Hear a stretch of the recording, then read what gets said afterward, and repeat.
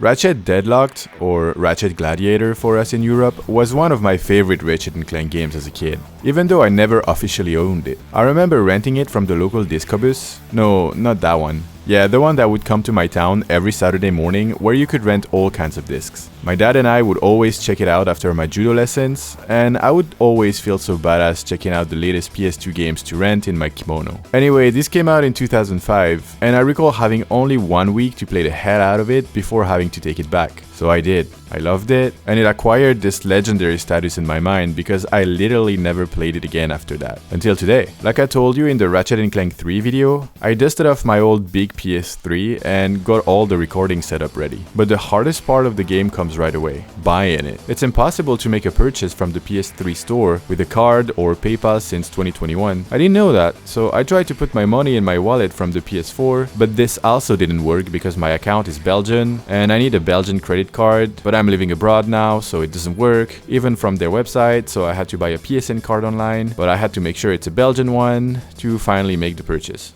Phew.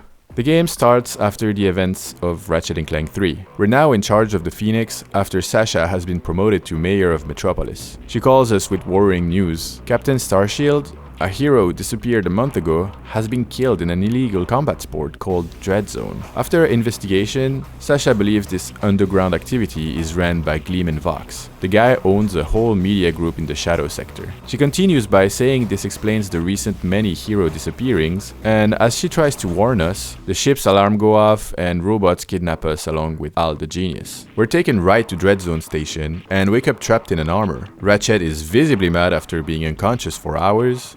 Me out of this thing, you blarg-headed frack monkey! I can barely breathe and my tail feels like it's shoved right up my... And we learn we are now contestants in Vox's games. For now, we only have one goal: survive the qualification course in time, or else we all get terminated. After a short tutorial, the first thing we realize is that this game controls differently from previous Ratchet and Clank games. It's more of a third-person shooter, since the vision is focused on the aim, and we don't have to lock targets. Ratchet will always look to what's in front of him. Upon reaching the arena, we're welcomed by Gleam Vox himself, who seems to have a bit of an upper lip dysfunction, and he introduces the Holovision program to us. We start with two weapons, the dual Vipers and the Magma Cannon. Very similar to Ratchet and Clank 3, and of course our signature wrench. We easily win the qualification course and get some more details about this new life as a gladiator. It appears we have deadlock collars fastened around the neck, impossible to take off and preventing any escape as the demonstration shows. I hate this job. We teleport back to our own containment area to meet with Clank. Ratchet seems disturbingly okay with the situation, and he's pumped about being a pro gladiator. Also, Ratchet's running is a bit awkward. We go meet with Al, and he introduces us to our new battle bots, Merc and Green. They will join us throughout the whole game, fight with us, and we can even direct them tasks, but we'll see that later. Al says we can also upgrade and customize them once we earn enough bolts. We get back to Clank as he explains his role in the mission control room. Indeed, Clank won't be joining us on the battlefield, as he'll be in charge of monitoring our progress. It's now time for the first campaign, but before that, we get a cinematic of an ad for the Vox network presenting the Battle Dome, as well as get introduced with the game show's anchors, Dallas and Juanita. Ratchet gets disturbingly close to the camera and we're ready for action. Each one of these game campaigns consists of a series of challenges. We start simple with a bit of arena fighting, parkour, and node capturing. Note that these three challenges are the most common ones. As we complete the first step, a cinematic introduces to Ace Hardlight, Dread Zone #1 Gladiator, and Gleam Vox's star. Apparently Vox has invested tons of balls into Ace Hardlight's goodies, but he gets mad, no one wants to buy it. Next, we take the planetary transport to the next campaign on Catacomb 4. And like every new chapter, we get a brief presentation of what's to come by Dallas and Juanita. These two are immediately designated comic relief, as Dallas never stopped flirting and Juanita keeps rejecting him while they introduce the battlefield. We fight through the sacred robot burial site zombies and activate the nodes to the bridge. Our battlebots can do it for us, which is convenient since enemies never stop coming our way. We cross the bridge and reach the Landstalker. This spider vehicle has a Gatling gun as well as 6 mountain missile launcher on the back, allowing us to lock multiple targets before release. We arrive to the last challenge, the Burial Dome, where we're just gonna have to defeat waves of opponents and stay alive. No problem for Ratchet, the first campaign is complete. Now that this is done, we've unlocked a set of new objectives called Dread Challenges that we need to complete in order to unlock next planets, campaigns, and challenges. We get to race to beat the clock on a hoverbike, hop back on the Landstalker to cause as much damage as possible, and finally destroy ancient statues scattered around the battlefield with the help of our battle bots. This last one unfortunately displays the poor game optimization as it lags super hard when too many enemies appear on screen. We also learn about weapon mods, Alpha and Omega. Alpha mods automatically upgrade when a weapon levels up, like ammo capacity, knockback, impact, or firing speed. Omega mods can be bought to add effects like poison or freezing to our weapons. Time to fly to the Sarathos swamp for the second campaign and get introduced to the kids. These kids will appear in many cinematics throughout the game, mostly by getting her to illustrate Vox's marketing campaigns around Dreadzone merch. We start by seeing them in the commercial for the Exterminator TCG, which shows the Dreadzone stars. Sarathos is filled with leviathans, scorpion-like creatures that shoot deadly lasers. I wanted to note that the whole TV show atmosphere where every action Ratchet does is commented is really well done and keeps the pace going even in the dull moments. Folks, what is this sneaky Lombax doing behind the arena? This could be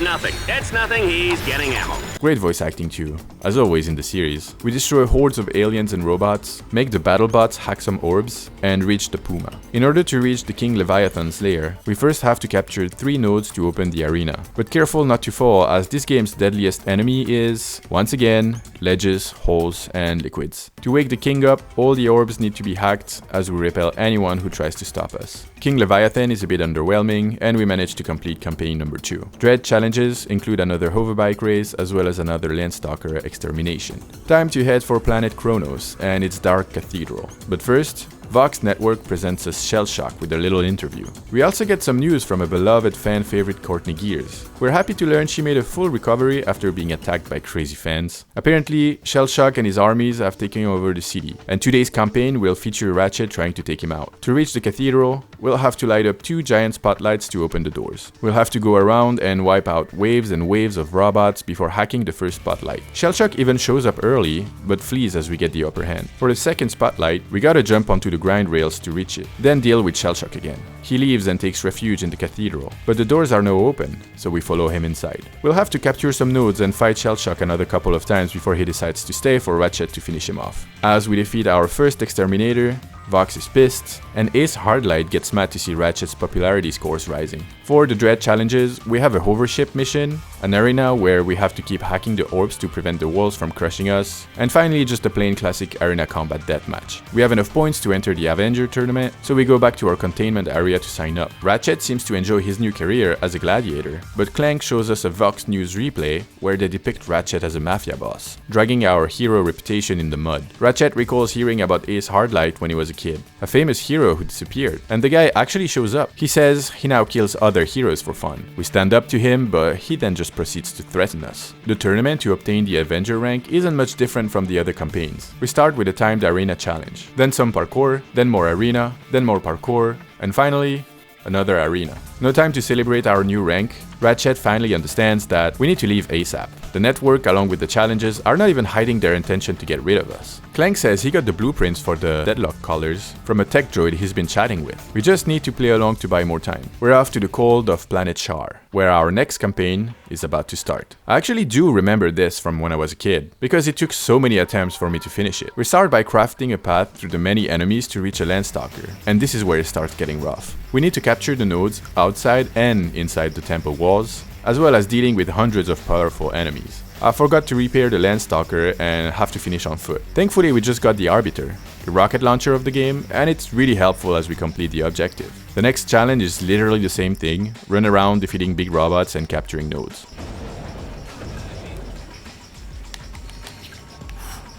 Bruh.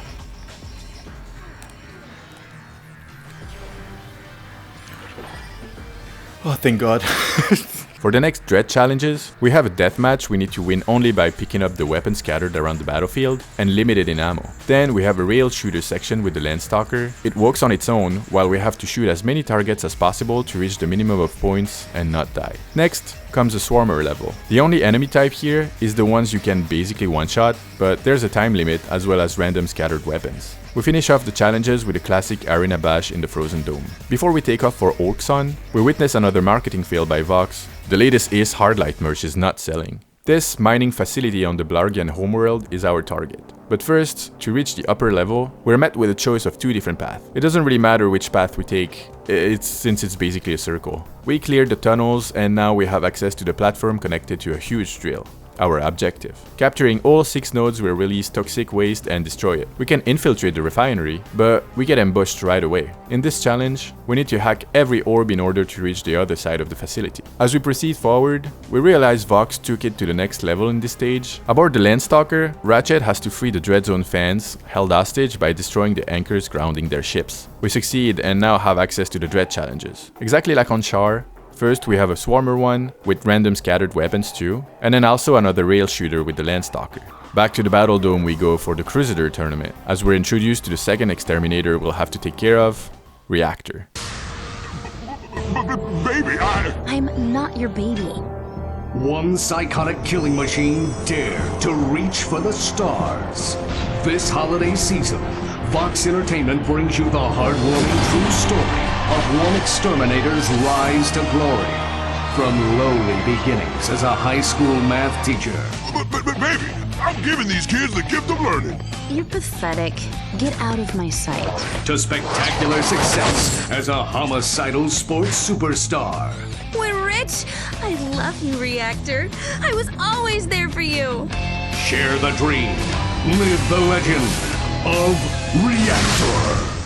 We pay a quick visit to Al and upgrade our battle bots to the max before entering the arena. We don't get to fight Reactor right away. First, we need to survive waves of well-known enemies, robots and aliens alike, as well as opening the way towards the final objective. We get taunted by the big pile of metal, but Ratchet isn't impressed. Reactor is fast, tanky, and his hand cannon is annoying, but he doesn't have any groundbreaking abilities and his damage is overall pretty weak. We easily come out on top and climb another rank. Without much time to rest, we're now sent to the Valix Belt, where we need to turn the beacons on and prevent numerous ships to come crashing onto the asteroids. The first challenge of this new campaign makes us slide from asteroid to asteroid in order to reach the hangar bay, where we'll find a hovership. With our new ship, it's now time to clear the area of all enemies before we can land. The hovership controls well, and the weapons work exactly like the Landstalker. This next step will have Ratchet hack some orbs in the power station in order to power up the central lighthouse. We buy the mini turret launcher, one of my favorite weapons in almost every game of the Ratchet and Clank series, and throw ourselves in the battlefield. The first power station is online,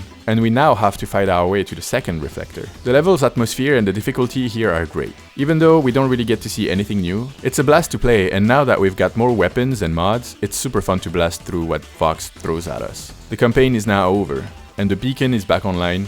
Time for the Dread challenges. First, we get a hovership race, followed by another Capture the Nose mission. As we get ready for the next step of the journey, we get to witness how Vox's marketing tries to sell their stock of unsold Ace Hardlight goodies to the kids. Planet Torval is up, where is located a massive Ace Hardlight toy factory plant. The factory unfortunately had to shut down, and we'll need to find one of Ace's ships to get out of here alive. Before anything, Ratchet needs to find a way to turn off the force fields blocking the way, and we do so by destroying the mounted turrets and hacking the orbs under them. Behind the force field, a hoverbike is waiting for us in this next challenge. We chase a group of flying drones that power up yet another force field blocking the way. Not easy at first, but it goes smoothly once we're familiar with the pattern. Force field number 2 is down. Here comes what I believe to be one of the hardest campaign challenges of the game. By capturing the nodes, Clank can triangulate the position of the hidden ship we have to find to escape. Huge amounts of robots will obstruct the path, and they hit hard, so we better get rid of them quickly. We'll have to look inside and outside of the factory halls to find the heavily guarded nodes and complete this one. Clank has located the ship under the Ace Hardlight statue. Now we just need to blow it up to access it. Fortunately, Our BattleBots are equipped with a dynamite function. We just need to cover them for the time the explosives are being placed. Of course, Vox isn't gonna let us do this easily, and we'll keep sending ships of bad guys to prevent us from blowing up the Star Exterminator. Everything goes as planned, and we find the escape pod to leave the planet in. But before we return to the Battle Dome for the Vindicator tournament, there is a single Dread challenge to complete where we need to fight off the Dread Zone forces. We're back with our favorite journalist duo for some more Ratchet slander on Holovision. We also get a brief presentation of the next Exterminator to cross our path, Eviscerator and his sharp blades. As Ratchet makes it back to the containment area, it seems Clank was not only interested in the Deadlock colors plans from the tech droid. We could leave if we wanted, now that we can technically take off our own colors. But we must help each other and free the other heroes trapped here with us. Clank says the security cameras tend to go inactive when there's a big arena matchup going on, and to win time, Ratchet agrees to play along some more. Direction, the Battle Dome, for the Vindicator tournament. You know the drill when it comes to tournament now. Multiple arena battles and parkour need to be completed before we can take on the Exterminator and gain a rank. We also get a time session with rockets raining from the ceiling before the final challenge against the Eviscerator. The foe has a laser along his sharp claws and sends out rockets that explode after a short delay. We also have to fight many of his buddies during the fight, but whatever he does, we defeat him no problem. After our victory, we quickly get back to Clank and Al to check on their progress with the colors. And this happens. One more circuit. Al, you're a genius! You did it! I know.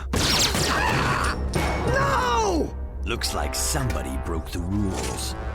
Out of nowhere, Ace shoots Al and threatens the others to put back on the colors. This is the part of the game where Ratchet gets angry and it just got real serious real fast. We catch a glimpse of the next campaign on planet Stygia, a planet relying on its global defense shield to protect from never-ending meteor storms. Vox deliberately turned off the protection and put the planet at risk of being decimated in a matter of hours. We land on Camino, Stygia, and begin the liberation of the Tempest control station and find a way to turn the shields back online by getting rid of the jamming devices. We start out with the Landstalker challenge, where we'll have to turn off the force fields and get rid of hundreds of hostiles to reach the next step, a node capturing run. You can definitely tell Vox isn't playing anymore, as he sends a literal army to deal with Ratchet alone. Now we're aboard the hovership, and the plan is to send out our BattleBots hack the orbs as we protect them from the skies. Doing so might be our only shot at raising back the shields. We're successful, but the progress will take a while.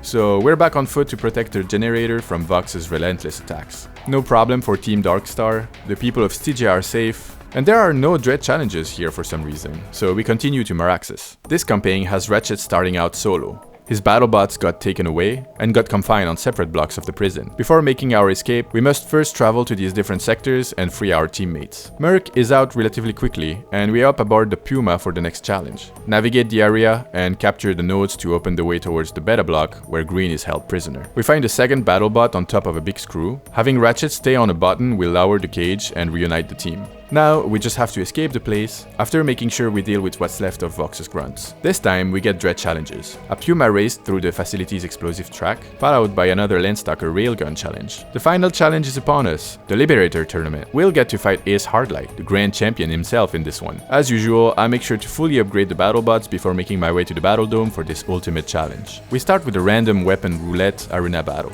Then we have another one, but this time we get movement speed that increases with each enemy hit. The crowd gets loud as the most highly anticipated matchup yet is about to unwrap. This one is annoying. He throws gravity bombs, summons mirror image that also deal damage, but most importantly, his blaster's aim is perfect, and if we're not careful, it's not easy to dodge. As he does all this, Ace not only heals a lot, but we also get chased by a slow auto-guided missile we can't avoid. Only way to get rid of it is to wait for its fuel to run out. In spite of all that, Ratchet is the winner.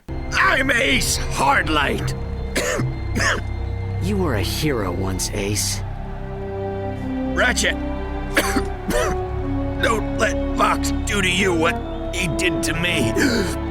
You're the hero now. After these words of warning from Ace, Ratchet gets taken to Vox's office at once. Gleam Vox congratulates us and claims everything he did was to turn Ratchet into the galaxy's hottest celebrity, the slandering being just a way to build up his bad boy image. After an attempt at corrupting Ratchet, making him the new captain of the Exterminator as well as coming up with dozens of merch and brand deals, we declined the offer. Vox isn't pleased Ratchet won't be another Ace Hardlight and prepares a final campaign for us, an experimental one that's been qualified as impossible. We can't access it right away as we need about 70,000 more Dread points to enter. Fortunately, a new batch of Dread challenges have appeared for every campaign, and I can reach that number by only completing the 2 hardest ones in the Battle Dome. These challenges test out our skills in the arena, and the second one features Ratchet's health and ammo getting drained every second, as well as walls getting smaller as time passes. It's intense, but not enough to stop us from the amount of points needed to travel to the Ghost Station. Ace's funeral is broadcasted on Vox, and Gleeman accuses Ratchet of cheating by using performance-enhancing drugs. Our sentence is the Gauntlet of Doom. Apparently, the course is unbeatable, but Clank has a plan. We need to try and reach the other side of the station, where lies an abandoned supply ship. We start by capturing nodes and grinding on rails towards the station's core. Dreadzone is onto us as they figure out Clank's plan and block the way to the ship with force fields. However, we could override them if we capture some more nodes in the area. We make it inside. Clank can't help with the encryption here, and we'll need to destroy the computers ourselves